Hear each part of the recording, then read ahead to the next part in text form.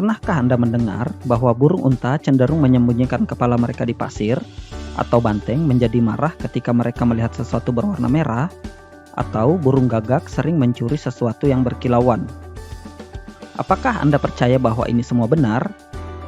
Tentu saja tidak. Semua itu adalah mitos. Tidak ada yang pernah melihat burung unta menenggelamkan kepalanya di pasir. Banteng bahkan tidak bisa membedakan warna merah. Dan burung gagak sebenarnya takut pada benda berkilau. Ada banyak sekali mitos dan pemahaman yang tidak akurat tentang dunia dan alam sekitar kita. Beberapa di antaranya diceritakan turun-temurun dari cerita rakyat kuno atau dari budaya populer, dan beberapa dari pandangan agama tertentu. Kita bahkan tidak tahu bagaimana pemahaman ini muncul.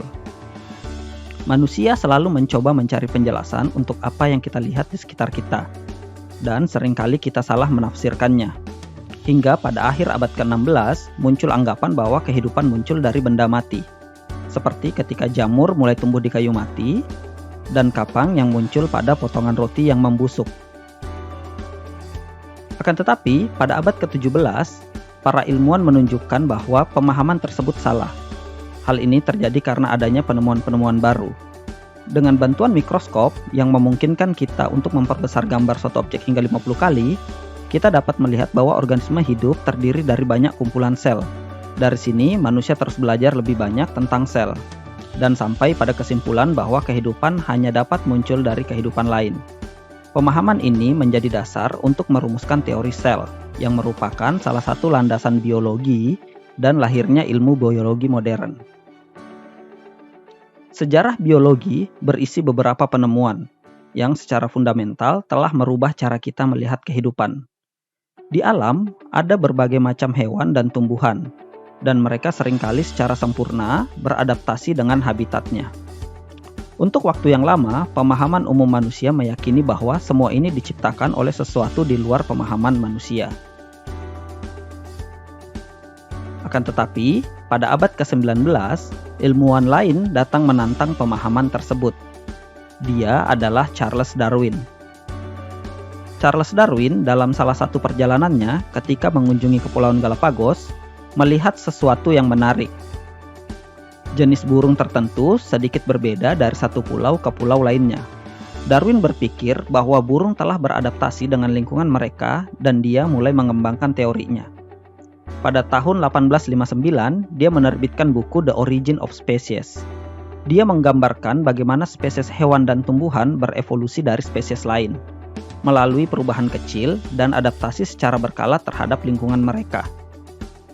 Individu yang paling baik beradaptasi dengan habitatnya memiliki peluang lebih besar untuk bertahan hidup dan memiliki lebih banyak keturunan.